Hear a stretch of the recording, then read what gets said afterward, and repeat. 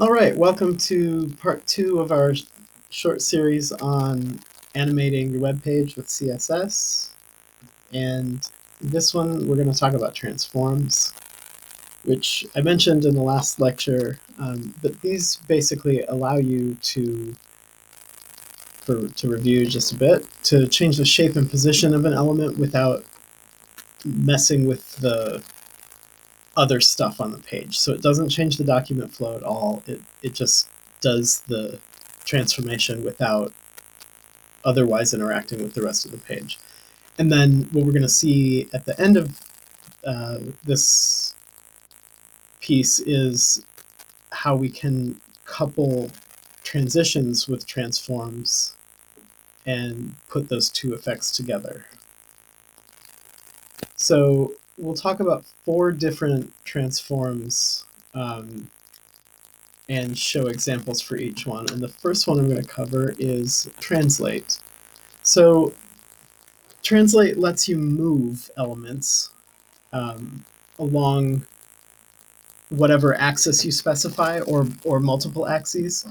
The 2D one is probably the one that you want to use most of the time because, frankly, the 3D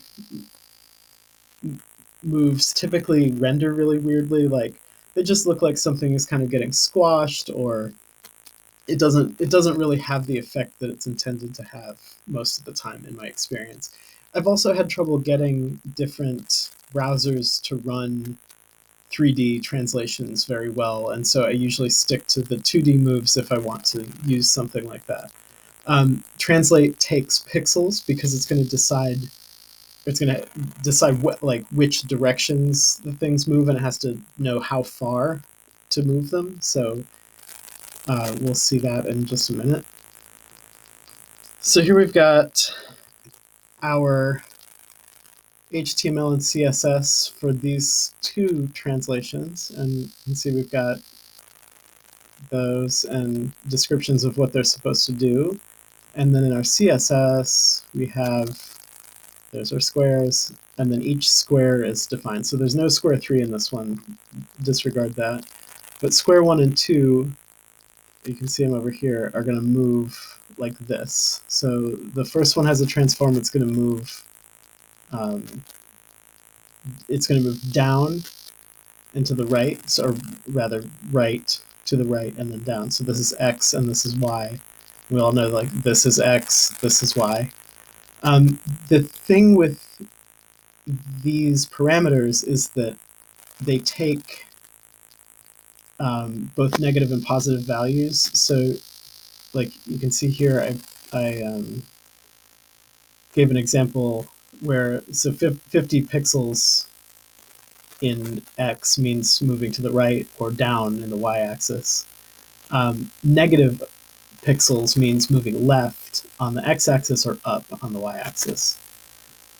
So in this case, these are going to be moving down and to the right, and then this one should just move to the right by 100 pixels. So let's look at that. And there we go. So that one, our first square, it says the square moves to the right. So I have these out of order from what the HTML said, but that's fine. And this one should move down and to the right, just like that. Again, I really strongly encourage you to open this in CodePen and play with the transforms. Try different ones, see what you can do with them, put them all together. There's all sorts of stuff you can do, but the easiest way to figure these out is to just try them out and see what works and see what fails, and then do what works and disregard what fails. That technique, by the way, the trying and failing, is basically how I personally and professionally do everything. I'm a scientist, so I try something and I see if it works or not. Usually in an experiment, those are typically more controlled, but if I'm just exploring something, I'll try something. If it works, I make a note. If it doesn't, I make a note, and then I move on to the next trial and see what happens. And that's basically how a lot of web design occurs, because you know, there's so much that you can't learn necessarily everything, but you can learn enough that you can then learn how to learn about other stuff. And trying and failing is usually the best way to do that. Anyway, I digress. Let's look at a rotate transform. So this is pretty simple. It uses degrees, obviously, because we're turning around a center or other specified place, but we'll get to that later. We're turning around the centroid of an object. So that just means like whatever is the closest to the center, that's where it turns from. And then you can also do rotations in 3 dimensions, but again, these are a little weird. I will show you one to see what that looks like. Um, but probably you'll want to stick to the 2D ones because they make more sense for our purposes. So again, same thing. I just used exactly the same template as the last one, and so that you should know where to find everything. But I want to focus on our hovers down here. So my first hover is going to the green square is going to rotate 45 degrees in 2D, so like just on the plane of the screen. And then the second one is going to rotate on the x-axis when we mouse over it, and you'll see what that looks like. So it's not going to rotate very far. It's going to move about 75 degrees, so not fully 90. Let's take a look at this. Okay, so 45 degrees, that makes sense. It just turns itself to the right. And this one, can you see what's happening here? It's like, it looks like it's rotating through space. So like if that's an effect that you want, cool, you can do that. I feel a little bit like this is the animated GIF of the 1990s, and I know, you know, some of you don't remember that, but the internet was full of them. It was a much better place in some ways, but it was also full of these really, really weird little animations, and they had aspects of this, like this smacks of them. So just be careful with what kind of transforms you're including. Make sure they look good and not weird, basically, is my only advice on that front. All right, so scale. Scaling means resizing. That's what it means whenever we use it. So for a scale transform, really all you're doing is setting an x parameter and a y parameter, or one or the other. You don't have to set both. And when you interact with the thing, or when it does whatever it's supposed to be doing, it will it'll resize itself based on those parameters. It uses multiples. You can think of it as you can think of it as like a decimal percentage or whatever. Just multiply this by 100, and that's the percentage, right? So in this case, 2 would mean double size, and 0.5 would mean half size. It's pretty straightforward. 50%, 200%. All right, so what do we got here? I've got the same template. We've got a couple of squares. This first one is going to scale to 20%. The second one is going to scale on one axis to 20%, and then on the other axis it's going to get bigger and scale to 200%. And then this last one is going to scale to 150%. And you can see that in the text. So let's see if they work. So that one gets teeny when we mouse over it, and then goes back when we mouse away. This one gets tall and skinny, and then goes away. And this one gets bigger. So those all behave exactly as expected. Again, play around with this. You can do some interesting things with this. I'll say something about accessibility as it relates to these. Like, some of these things are not particularly accessible. Others might make things more accessible. So as an example, something that makes it harder to read something, or something that moves the text away, makes it look distant, or crunches it, is probably not in the like good column for accessibility. So these two, like this one makes it look teeny tiny, and like this one stretches it out and you can't read it. This third one, though, might actually increase accessibility in certain circumstances by making it larger. So this brings this to your attention, but then you're like, well, what the hell does it say? This one is larger and lets you read it more clearly. It definitely tells you where you've moused over. It keeps its form as long as you're within the box. So you'll notice with these, like, this is really hard to hold on to. You have to keep the mouse right there, right? And then as soon as I start moving away from it, it starts doing weird things. This one is kind of, it's nice. It's like nice to interact with. Again, play with these things. It will help you to get accustomed to how you can use them to make your website more user-friendly, more people-friendly, and more accessible. All right, so a skew is or a shear is where you take two sides of an object and you push them in opposite directions, and that'll become clearer when I'm not just describing it. This uses degrees because the angle of the skew is what's being determined here. And so, and again, it uses positive and negative degrees, so you can see what that means here. And here we are. So we've got two squares that are going to skew. This first one is going to skew 45 degrees along the x-axis, which means that it should only move it's moving in one direction, but it looks like it's moving in two. It's being skewed in one direction, rather, I should say. This one is going to be skewed on 2 dimensions, and we'll see what that looks like. All right, so the first one, it just skews along. It looks like it's putting its foot out or something, or leaning back. But really, the action that's being described is the skew of this bottom segment along that axis that it sits on. And then this one gets pulled. It's like it's being pulled or squeezed on a 45-degree angle.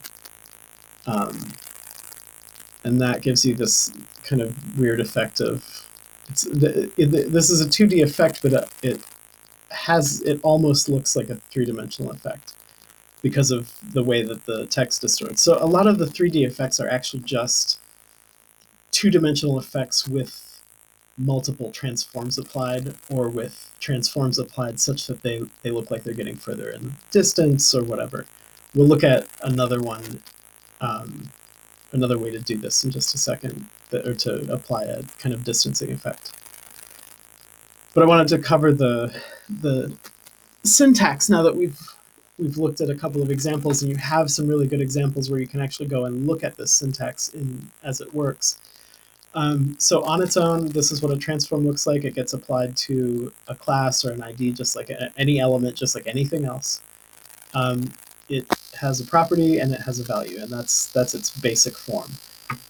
You can apply it with a transition. So in this case, the second case under combined with transition, it looks like what's happening is that the transform is what's being subject to the transition. That's exactly right. So the transform actually becomes the property, or the value that identifies the property that we're manipulating. And then this, in this case, would be, this transform is governed by this transition. So those are a couple of different ways to apply a transition and transform together. And so here are some examples of that. These were built by Dr. Joseph Nicholas. I think they're pretty cool. So again, all of this should be very familiar to you now. You've got a bunch of pseudo classes, but here we're going to see how the transform and the transition work together. So in this case, the transition, you can see it right here, is it applies to all of the properties that are covered by whatever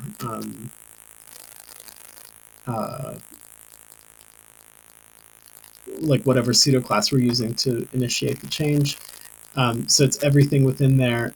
They all get changed at the same rate, and we're doing, instead of linear or ease, we're doing ease in and out. So that's how that gets specified. So this first one is a fade. It does not require a transform at all. It just changes the opacity of the block. So see this, it just fades into the back. Or it looks like it's fading in the light or something. We're going to change the color of this next one. So the color of the text is going to change and the color of the background. So it goes from this gray color to blue, and the text changes across it. We'll skip down here to rotate. So we've seen a rotation. So this one is changing. The transition is governing both the color changes on the text and the background, and then also the transition is governing how smoothly and how fast the transform moves. So in this one, these two are transitions only. This one includes a transform. This one gets bigger. We've seen both of these in the previous examples. So these are other in those cases we only use the transform, but this manipulates both the transform and other properties about the element. Circle, it changes the whole shape of the element. 3D, this gives us it makes like a shadow effect behind it. So how did we do that? We did that with a box shadow and colored the box shadow like this. And then this one just puts a border on. So it pops a border onto the thing that you're interacting with. And it moves it inward. That's what this inset comes from. You probably are already familiar with all this, but remember that because we can use all the normal stuff that we do for CSS as something that can be changed during a transform and transition. There's another tool that can be really useful that allows us to decide where we're going to rotate from, or where we're going to center the action of a transform. And this is called transform origin. So in this case, we have a transition defined here. It's 1 second linear, and there's a transform happening. So that's what it's governing. The origin here says top left, and so we can surmise that something is going to happen in the top left part of this, but who knows? Don't worry about that transform style. You can dig into that on your own. And then the transform that's actually going to happen is the box rotate. And so when we click this button, because we've also got some JavaScript here that makes a click, and you can see you've got a button defined. So when we click this, it's going to do something. What does it do? Okay, so see how it rotates around that top. So that's what top left means, is that it's going to rotate around the top left. So we have rotation, we have an origin for the rotation, it's linear, it's taking 1 second. So this is a way that you can add kind of even more kind of attention-getting movement that might help. I definitely recommend, it's linked here and at the end, I recommend looking at CSS3's page about transform origin, because they have some really good examples, and I'm going to show you another one right now. So this is a very complex example, and so it's set to autoplay right now, and we can see what it's doing. This shows us transform origins for different points. So we've got center, top left, top right, middle, top. And if we scroll down in our CSS over here, we can see where those origins are coming from. Okay, so there we go. Transform origin, inherit. And so it's going to inherit that from other properties that are already defined. Anyway, so this is another thing that you can play with. I definitely recommend seeing what it will do and looking at that CSS Tricks site for more information and for some examples that you might be able to apply in your own work. All right, so that's it for this segment, and we're going to cover animations next. So I will see you there. And in the meantime, let's have a look at some of the resources online to help us with transforms and transform origin. All right.